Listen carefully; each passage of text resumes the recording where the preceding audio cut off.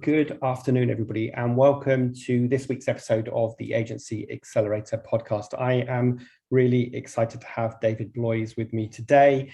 And David is the founder and managing partner at M&A Advisory, and they help agencies merge, acquire, and sell their businesses. Now, this is a topic that frequently comes up with my mastermind group members, so I'm really excited to have David on the podcast today. Accelerate your agency's profitable growth with tools, tips, and value-added interviews with your host, agency owner and coach, Rob DaCosta.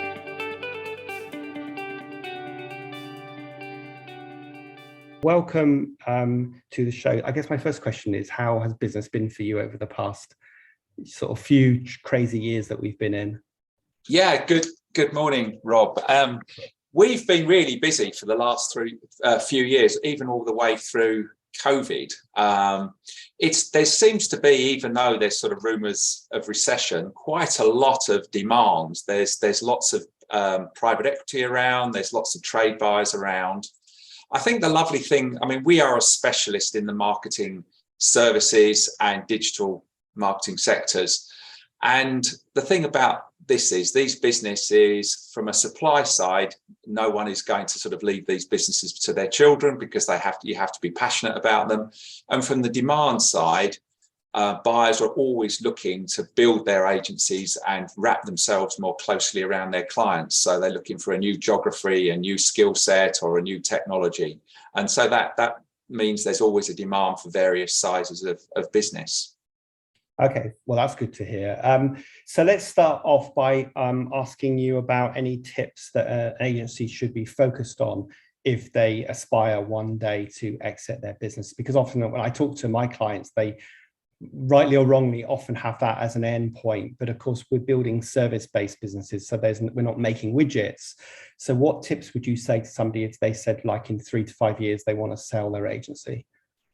Yes, you can start preparing that as early as possible, and it probably needs, if you're 3 or 4 years out, it may be worth having somebody come in like yourself, or we do we do a sort of review of businesses before we sell, just to do a critique of the business and see how match fit it is for a sale.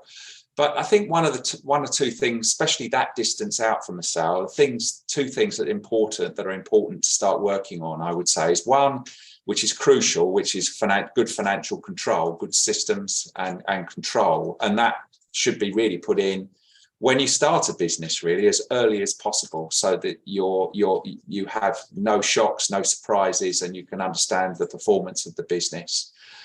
Secondly, on an ongoing basis, it's good to start to develop a second tier management team below you, so that you have, and that's often better done from the ground up, rather than having sort of 6 months before sale, you're trying to go onto the recruitment market and get somebody a heavyweight, because I've seen a number of sort of horror stories where people have tried to do that. You're much better off to try and build somebody, build your team through the business and develop them.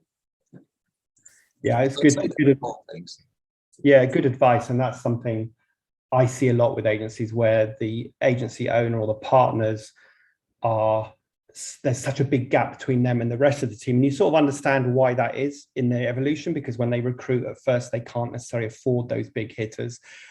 But then that causes all sorts of problems for them, and then that ties them into the business even more, doesn't it? Because without those leaders, there is just a bunch of kind of delivery people. Yes, exactly, and it's worth picking out the stars in those people to say, right, and helping them develop really through the organisation, if you can.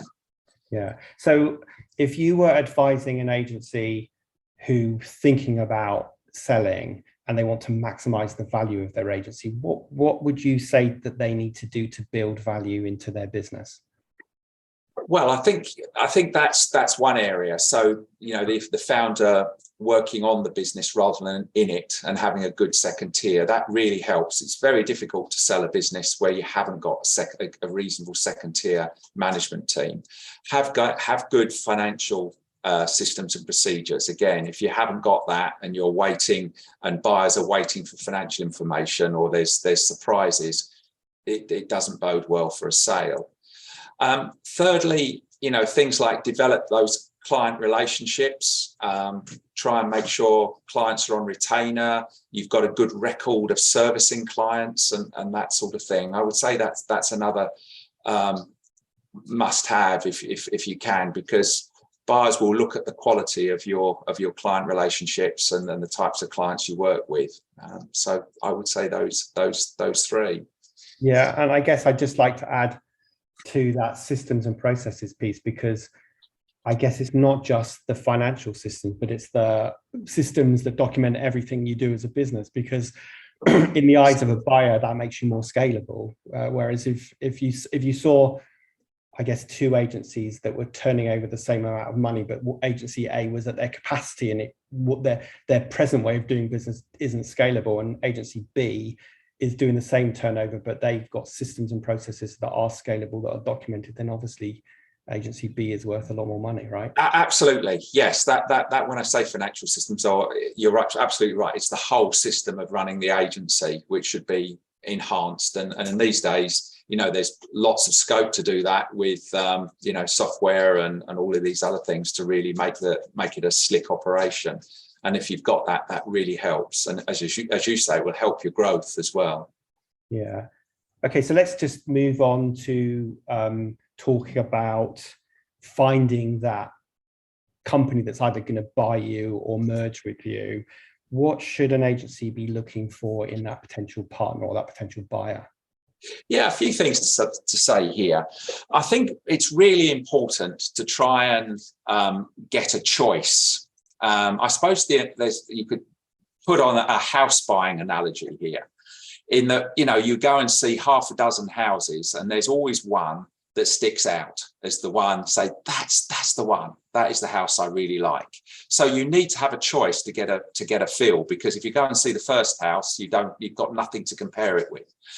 So I'd recommend getting an advisor, an M&A firm, to help you do this. But you definitely want a number of buyers so that you get the right feel for which is the right one for you.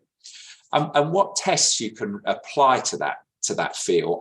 We have a strong ethos here to say that in any deal there should be three elements, and those three for it to be successful. And those three are: when you meet a buyer for the first time, there should be good chemistry between the two parties.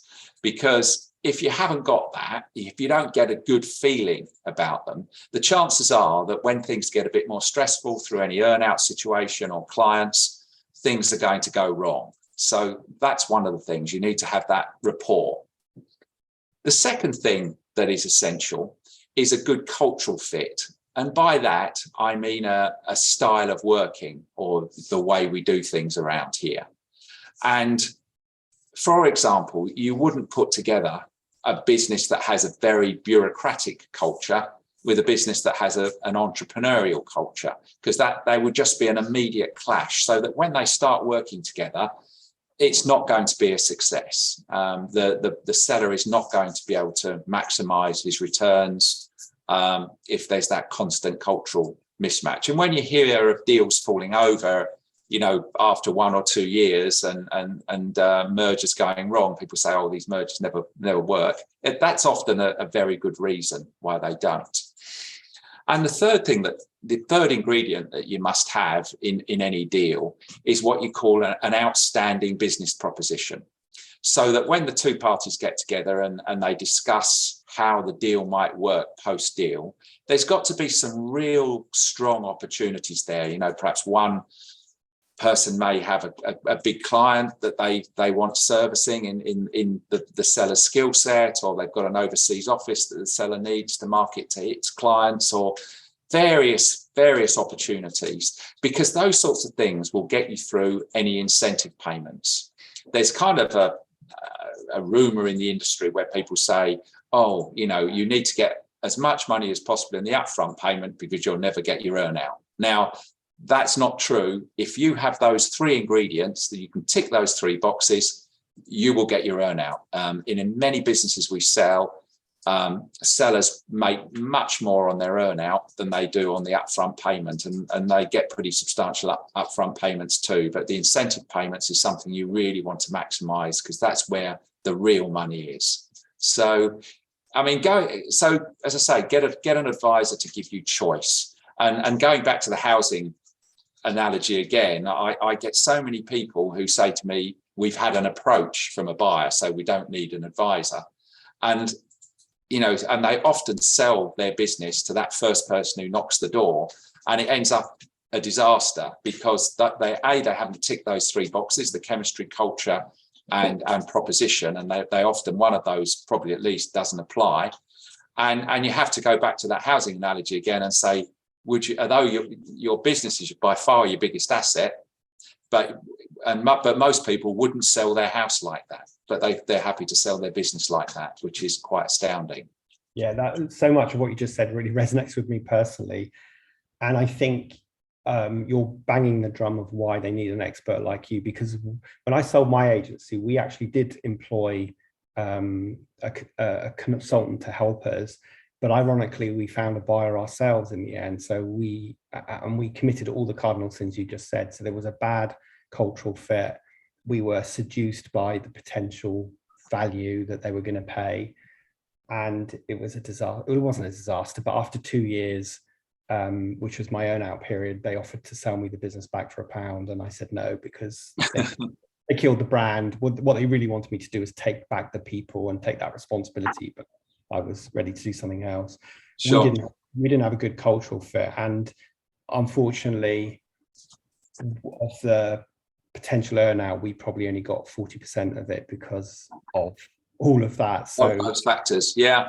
So I didn't, but what we didn't have was someone like you saying, actually, Rob, this looks good on paper, but are you really sure about the cultural fit? Because we were a 25-person entrepreneurial agency being acquired by a 2,000-person bureaucratic agency. So we were exactly not what you would class as a good fit. But I think we got very seduced. Well, two things happened to us. One, we were very fixated on selling, and that was the end goal. And two, we were seduced by the potential numbers.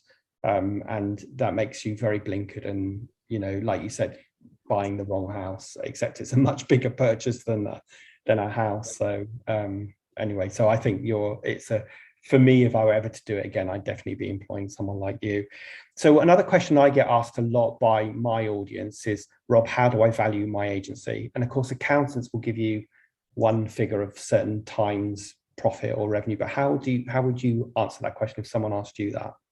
Yeah, sure. Well, in the marketing sector, there's all different ways people value businesses and sort of misnomers. You hear these sort of rumors where someone says, oh, they got 20 times a 20 times multiple for their agency. And that's often led because in the public domain, generally, when the newspapers publish the value of a deal, they will publish the end value, what's called the deal maximum under the deal, which is the upfront payment, the earnout, and the sort of maximum possibility under the earnout. So, that might be £10 million or something like that, even though the agency's making, £200,000 or something, or in its last year's statutory accounts, it was making 200,000. So the multiple, dividing one by the other, which they do, gives some fantastic multiple.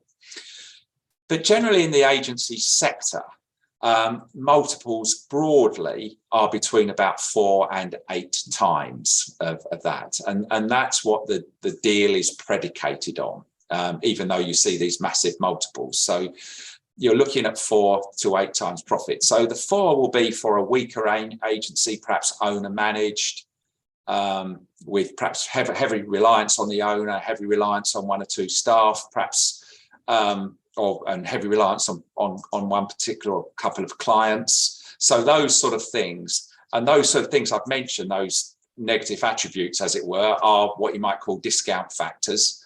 And premium factors might be things like, as you said, very, very strong systems and procedures, blue chip clients, no client making more than, say 10% of revenue, a strong second tier management, something in a sexy area such as healthcare or technology. They will be right at the top of that band and possibly even more. So their deal will be predicated so much more. So you can take some of those things and say they're discount factors, and you can take some of the others and say they're premium factors. So every agency should be in a position to start minimizing those and this is 3 or 4 years out, minimizing those discount factors and maximizing the premium factors, and that will really enhance the value. But generally, that in terms of multiples, that's where the agency world sits. Yeah, that's so interesting and such a useful way of looking at it, to minimize discount factors and maximize those premium factors. I think is really good advice. Now, I was doing a podcast interview a few weeks ago with a really great guy who sold his own agency, and we were both kind of comparing notes to that journey. And I told him that I sold my agency when I was feeling really fed up with it and I wanted to do something else. And so I sort of said to him, well, how did you feel? And he said, the thing is, you never sell an agency when you're feeling really great about it, because why would you sell it? So what's your advice to someone about the life cycle and the point in the journey when they should think about selling? Yeah, well, I think you're close in that these businesses are people businesses. So one of the biggest things to consider is what you want to do as a founder. Are you ready to sell? Are you ready to retire? Or what do you want to do? Are you still ambitious enough to move your business onto a bigger stage? Join something bigger, maybe take some equity in with a new partner and really ramp things up. So the first criteria, people do come to me and say, when shall I sell my agency? And I say, well, when do you want to sell your agency? It's a little bit about that, really. That's very important. And generally, you mentioned about feeling down and feeling up about your business. And I think the thing is, though, about that corollary is that buyers will want to buy an agency when it's really flying. When you are really marketable is when you're really flying. So in a way, that's more of a time to sell an agency. They say, well, why would you sell an agency when it's doing really well? And why would you? That's the time, in a way, to think about it, when you've got it firing on all cylinders. But as well as your own personal thing, you consider what's good for the business as well. There's certain businesses that reach a level where they need a bigger partner. As I've mentioned before, maybe they want to work for blue chip clients and they're not quite at that level yet, or they want to work in the consulting area. You're a digital business and you want to join a large consulting group because you see that's where the revenue opportunities are. And so therefore you can move the business into those sort of areas. So it's also important as a founder to consider the needs of the business. Absolutely. And I'm absolutely no expert on any of this, and which is why I'd always refer my clients to someone like you when they are getting serious about this. But the one piece of advice I would always give someone who's thinking about selling, because this is the biggest mistake I made, is plan what you're going to do next. Know what you're going to do next, because most people who sell their businesses are probably, or you can tell me if I'm right or wrong about this, are probably not ready to retire, and probably won't make enough money to set them up for life, to have the lifestyle that they want, or be the investor that they want to be. And the mistake I made was I was very fixated on selling, and I had no sense of what was going to happen next. So I sold my business. I did my 2-year prison sentence, as I like to call it, my 2-year earn out. Yeah. And I was about 40, 41 then. And I had no clue about what I was going to do next. In a space of real honesty, it was one of the worst times of my life, because I lost a sense of who I was. I was no longer Rob, the agency owner. My self-esteem was largely based on that. And I hadn't got a bloody clue what I was going to do next. Yeah. And that's one thing I say to people now is, have a succession plan for you personally. Know what you're going to do next.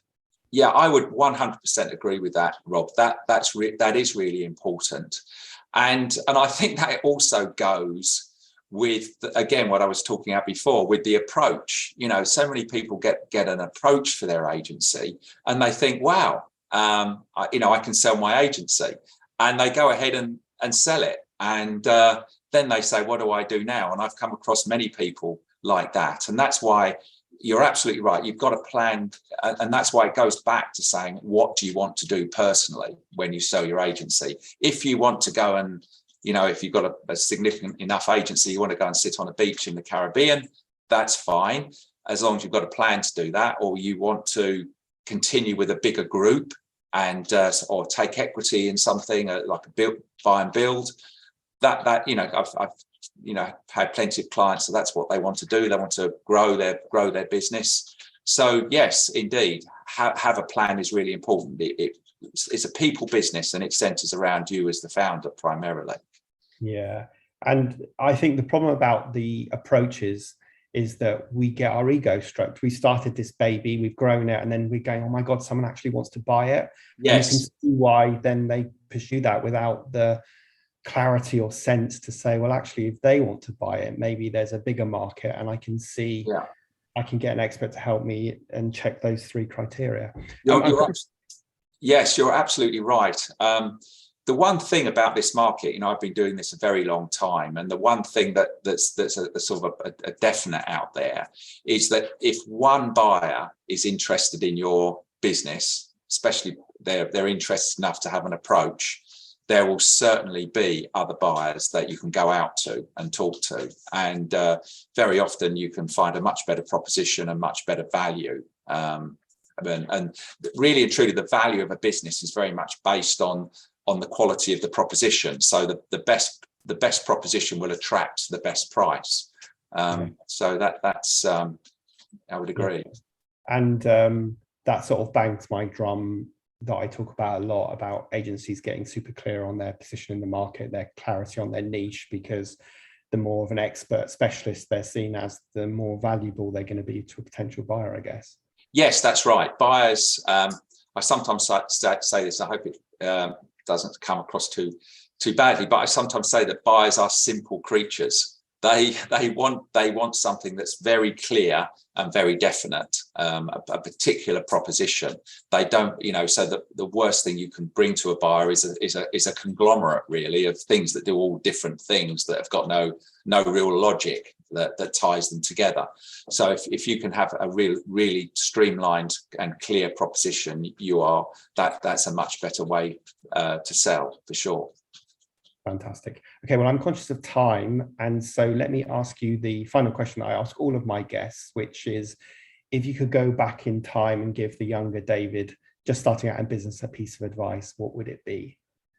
Yeah, it's an interesting one. I've had a number of roles and different aspects to my career, but I think one thread all the way through, I think it's really important if you're in a job, you're in business, or in any aspect of business, is to make sure, if you come to an agreement with somebody, make sure it's in writing, properly in writing, so that what you agree at the beginning is something you can look back at the end and make sure it's honoured. I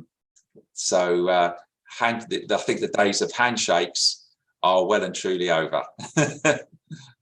Great piece of advice. And actually, yesterday, I was on a call with a client who is coming a cropper for this very reason, and their client is threatening to sue them because they haven't delivered a favour. A favour in my client's perspective, but obviously they didn't see it as that because it wasn't all in writing. So great piece of practical advice. Now, last question, David. If people wanted to reach out to you and find out more about you and your business, yes, where would they go? Yes, we're based in central London, but obviously delighted to have a Zoom or a call with people. I'm very, very open to have a chat with people. We're kind of agency enthusiasts here, so it's great to speak with founders and owners of businesses, and give, just happily have a chat rather like this, really, and give them some advice on their business or a particular M&A issue. So that's no problem at all. So my email address is davidb, at M&Aadvisory.com, which is spelt mandaadvisory.com. And our website is www.mandaadvisory.com. So what we do is firmly on the front of the tin, and just reach out by email or phone. The phone numbers are on our website. I'd absolutely be delighted to help anybody at all. Right. Well, we'll put both of those links in the show notes associated with this episode. And I just want to say a huge thank you for sharing your insights. As ever, I always think if I learn something on these podcasts, then I know the audiences as well. So I've certainly learned a few things today. So really appreciate your time and your insight today. No, a real pleasure, Rob. Many thanks for having me. And I've enjoyed talking with you too. Excellent.